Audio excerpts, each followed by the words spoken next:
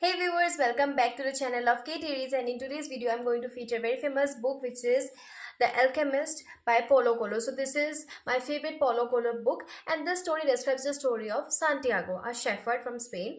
And in the prologue it is given that the shepherd, he again and again dreams of a treasure which is in Egypt. So because of the recurring dream which he repeatedly sees in a church under a tree, so he approaches a gypsy woman where she also advises him to move to Egypt. And again, he meets a very magical man, and the man also advises him to move to Egypt in search of the treasure. So this whole book is full of life lessons. So even if I tell you the summary, there will be a lot of lessons which you will be missing, and I feel you must really read the book because it shows various different dimensions of life, various different perspective to how we approach our life. Now next, as the story continues, the story then then Santiago continues his journey, and then he gets robbed, and he starts working in a local merchant show. So there also, the in the shop itself, he learns a lot of things, and he asks the merchant to take risk in life. So it also, so that is, it teaches a very important concept, which is taking risk in our life. Okay, next he continues his journey. He meets Fatima, the love of his life, and very various beautiful quotations are given. When you want something, then the whole universe conspires you to helping you in having it.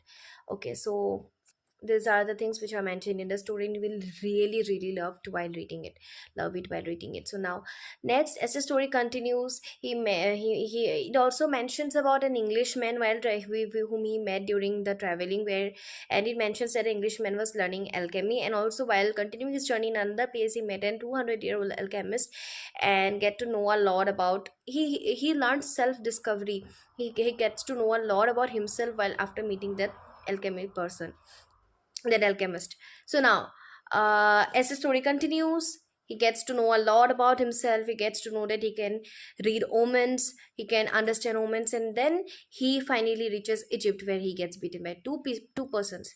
And then he mentions that he dreamed of some treasure in the Egypt, and so he moved to Egypt. And then one of the person, he just said that he also had the same dream, that he will get a treasure under a tree in an old church. So then he understood that the treasure was in the tree itself. So then he again moved to the same place, and then he got the treasure. So the whole story, it was literally so interesting, full of turns, full of twists and turns, and a lot of obstacles which Santiago faced. So the story, it tells us the concept of personal legend, something which God has planned for us, and we need to follow it in our life. That is, it can be something related to career, related to family, related to any other aspirations, but something which we all have, and we need to follow it. Okay, it teaches more important lessons, like in the beginning of the book, there it mentions about four different obstacles which we might face while aspiring, while reaching our goal. Which is, first thing is that while from our childhood itself, we have been learning, we have been hearing that, okay, this is impossible, that is impossible, the first thing is impossible. We just fear to take we just have the fear to take the first step itself. The second is love. So it depends on you whether you feel that love is an obstacle or an inspiration after reading the book. Next, the third is accepting defeats. So it is possible to have defeats in our life. It is something which is very obvious. In this long run, we can have, we will face various at various phases of life, we will face defeats.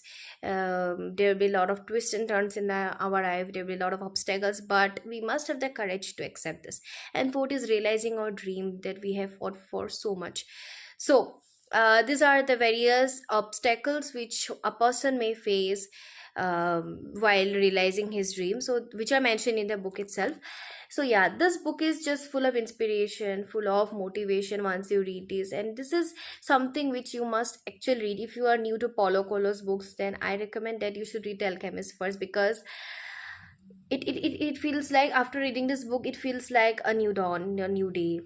and you are just full of energy. So yeah, this is it for today. Have a nice day ahead.